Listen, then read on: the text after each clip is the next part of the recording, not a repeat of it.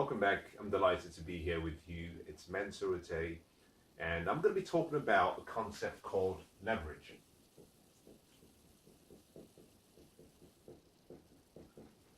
Leverage, and particularly leverage in relation to wealth.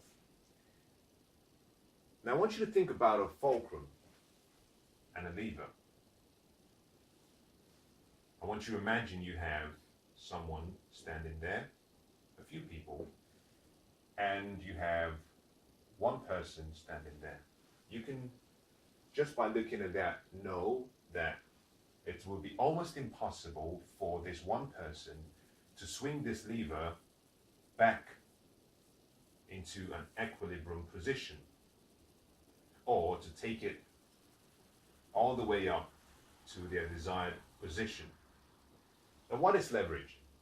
Leverage is simply using resources that are available to help you achieve your desired outcomes.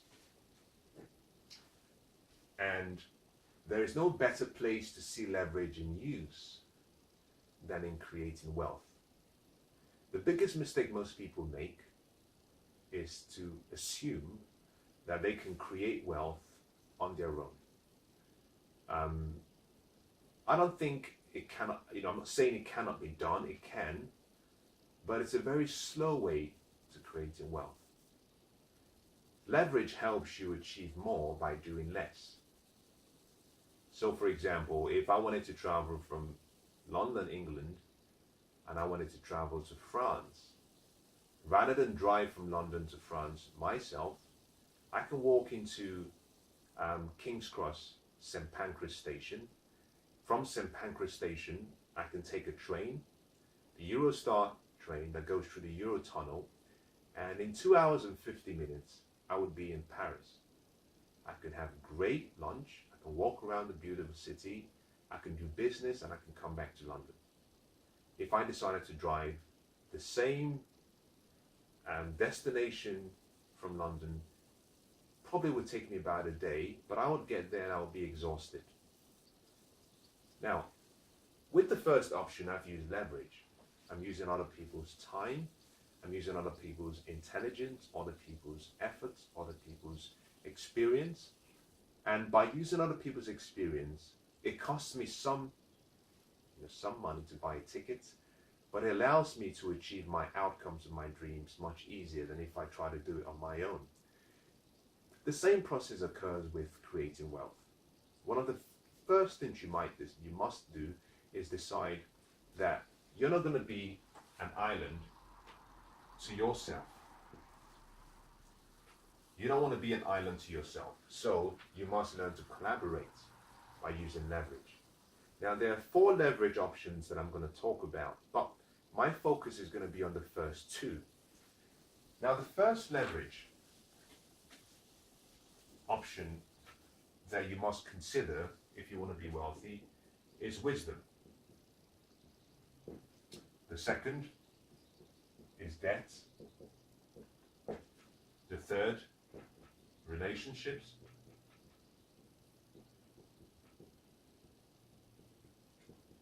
Now, for most people, the relationship leverage is not really understood or viewed as necessarily important, but I can assure you it is. And number 4 is time. Time. Now, why do we start with wisdom? The reason we start with wisdom is because it's the most important form of leverage. You see, it's wisdom that enables you to understand what kinds and choices of debt to use. It's wisdom that enables you to understand relationships and the type of associations and relationships you need to have around you to help you achieve your goals and dreams. It's wisdom that helps you understand the value of time and how you can use your time and other people's time and learn from other people's experiences. So at the foundation of all leverage is wisdom. Wisdom is simply you making a decision that you would create an environment around you where you constantly are seeking for understanding through the acquisition of knowledge one, but you would also increase your ability to comprehend what you've received. In addition to that, you will continue to increase your awareness, and with your awareness and study, you will take the necessary actions through application.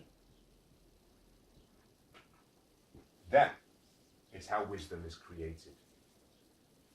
You take information or knowledge, you study the information, you decide what part of the information is the truth, you recognize the original intent and the purpose of the information, you raise your level of understanding. By raising your level of understanding, you become more aware, and then you combine that with taking action by applying what you've learned. And then doing a 360 feedback review process and continuously keep trying to improve yourself. That is wisdom. Now, wisdom is important, and it's unfortunately the one area that most people do not really think necessary. Financial education is important. Financial wisdom is not just important, it's essential to creating wealth. You must begin by recognizing what you do not know, but more importantly, you must identify what you need to learn and use that knowledge to help you achieve your goals. You see, we've had, according to research, about 7,000 years of recorded history. And in that period, we've had great men and great women, people who had a lot of wisdom, people who achieved a lot of wealth. And they were so generous to have shared a lot of their success stories and the strategies and paths and processes that they used to create that wealth. And you and I have access to the information. So, in my opinion, poverty in itself is a choice. It's a choice to reject knowledge. Poverty comes from ignorance. If you want to get rid of poverty, simply introduce understanding, introduce knowledge. As a matter of fact, poverty, in my opinion, is the one thing we all share. However, some people spend their lifetime trying to increase their ignorance rather than reduce it. And the more you increase your knowledge, the less ignorant you become. The more empowered you become to make the right choices and take the right actions. So the first thing you must try to do for yourself if you want to use leverage is invest in your mind, invest in your financial education, because it holds the golden secrets to all achievements. You know, very easily, you can read a book, and in 4 hours in reading a book, you can learn what took the author 40 years to learn. Now, I think that is just amazing. Just amazing. That someone could have spent a lifetime trying to learn something, and in 4 hours you can learn everything that they knew. That is leverage. There are two ways of learning. There are two ways of gaining wisdom. One is to learn from your experiences alone. I found that learning from your experiences is okay, but it's a slow way to learn. It's a slow way to become successful. And part of the reason for that is because through your experiences, you will have failures and you will have successes. And success is a very poor teacher. You learn more from your mistakes or your failures. But you don't have to live your life going through mistakes, because sometimes when we learn from our mistakes, we're set back so far back that we don't actually take a step forward again. My recommendation is combine your experiences with other people's experiences. Now, by learning from other people's experiences, you can learn from what they did right and what they did wrong, their victories, their successes, but also their obstacles and challenges. And by combining both, you're using leverage. So, you read a book, you have a mentor, and they guide you on the right decisions to make in life. And that saves you 10, 20 years of wasted time. That is leverage. And that is what happens with financial understanding. One of the things I started doing when I began my study was I found people who were wealthy, I found the right people, and I made a decision that I would simply model myself on those people. That I would study their beliefs, I would study their habits, I would study their lifestyle, and I would simply do what they did. Because I came to the conclusion that success leaves behind clues. Now, by following that, making that proclamation to myself, and by following that promise to myself, I started to change my life. So the first thing you want to do is increase your wisdom, increase your financial education. The second form of leverage is debts. Now, by debts, most people get a variety of emotional responses when they hear the word debts. There are two forms of debt. There is personal debt and there is investment debt. Personal debt is what we call bad debt. This is debt you get into for liability reasons. You buy liabilities, you go into such debts perhaps to satisfy a desire, an instant gratification need. You want to keep up with the rest of your peers. You buy something you don't really need, you want it, and it makes you poor. The item depreciates in value over time, not always, but sometimes depreciate in value and cost you money every month. But also there is good debt, and we call that investment debt. And this is the debt you get into to acquire more assets, to make you more wealthy. And you achieve this simply by creating more value for other people, and the reward and compensation for your good work is you become wealthy. So recognize there are two different paths to using debt. I'm not talking about or referring to personal debt. I think everyone, if possible, should not be in personal debt. But if you want to be wealthy, you've got to use the leverage of good debts. You've got to be able to use debts wisely, investment debts. And debt leverage is what separates the wealthy from the average. The rich get richer because they use leverage. They use debt leverage. I'll give you a good example. Let's assume you have £100,000. With this £100,000, you can walk into a really great company and decide to buy stocks for £100,000, which would mean that the value of your stock will be £100,000. That's simple. On the other hand, if you're financially intelligent, having wisdom, you know that there are various investments that allow you to use debt, such as real estate or property investments. Now you can take this £100,000 you have, walk into a bank and say to the banker, I'd like to invest some money, but I want you to be my partner. The bank will turn around and say to you, okay, we think we can do business with you, so we'll be willing to offer you £400,000. And with your £100,000, you can now purchase a property worth £500,000. Now, this is property. I want to show you where the advantages are. If we assume that this stock increased in value by 6% in a year, then it means over the period that your investment has increased to £106,000. That's the value of your new investment. So you have a 6% increase in equity.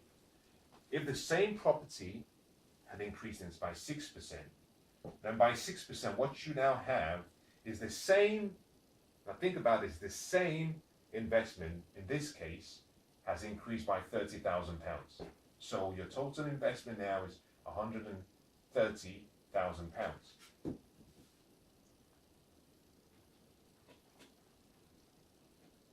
£530,000. Now this is what is interesting.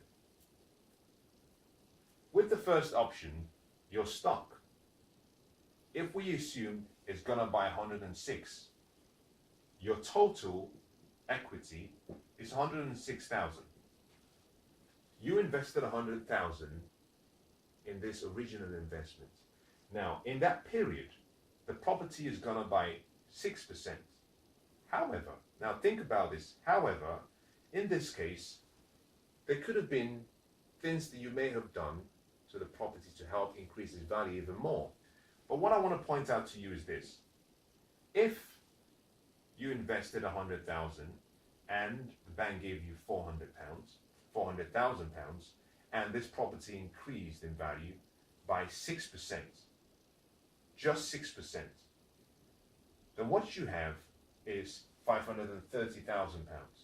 Now this £530,000, the increase in value, whilst you have a 6% increase, that increase does not go to the banker, it comes to you. So you have £130,000 in this instance, compared to 106. That is using leverage. Can you see how easy it is to use leverage? Now, what I've done here is I've used an example, but I have to say that the example I've actually used is not necessarily the best example. Now, you must forgive me because I believe that in an interesting way, there is another step you can take. Give you an example. Your investment in stock has gone up by 106. If you want to get the £6,000 increase in the value you have now, you're going to have to sell some of this your stock. So you might choose to sell some of this to get the £6,000 so you can use it. If you pulled out £6,000, you would have to pay taxes because it's income. On the other hand, you have a property valued at £530,000, right? A property that has increased in value by 6%, has gone to 530.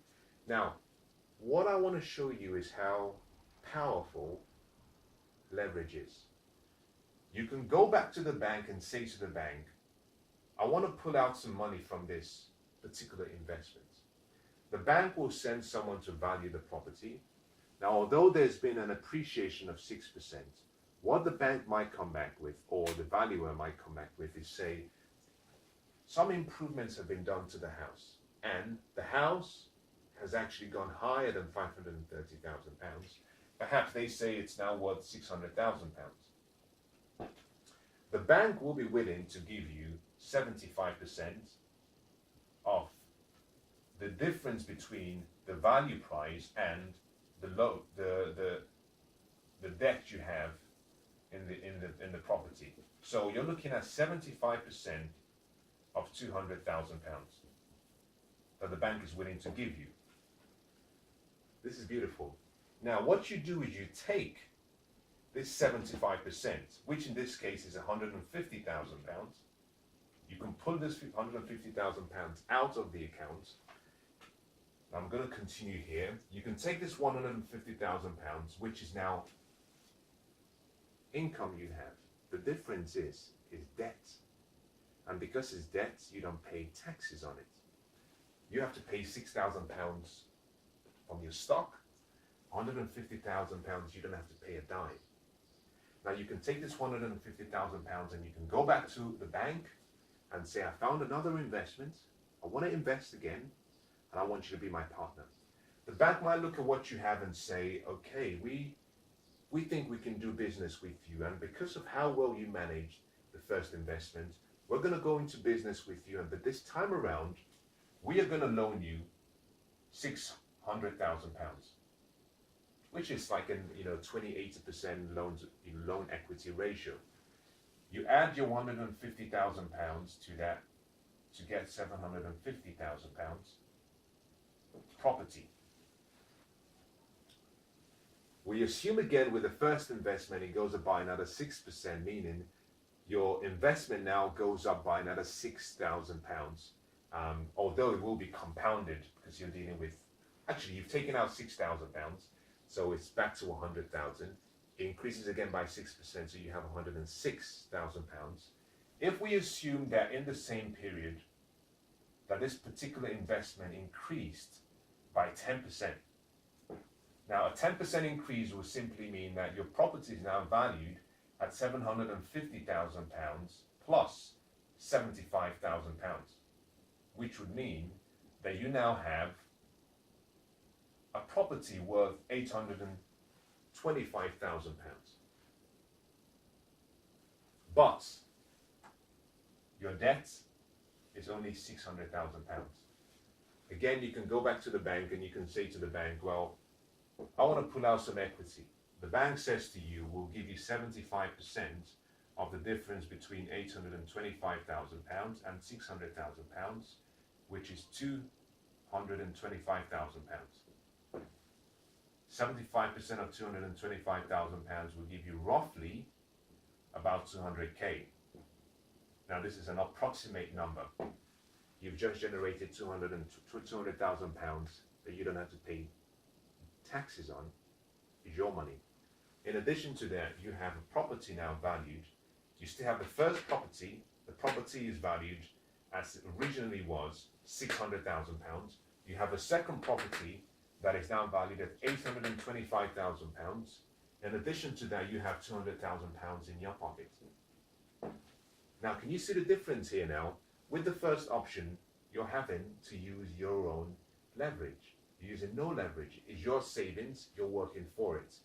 With the second option, you're using debt leverage, and you're simply applying a principle called the velocity path, where you're taking out the original investment, you're taking out any increase in appreciation, you're reinvesting in a new investment, and the more you do it, the more you start to build wealth. The key thing to remember is this: with these options, every time you pull out money, you must ensure that the income you generate from the investment still covers all of your expenses. Very important.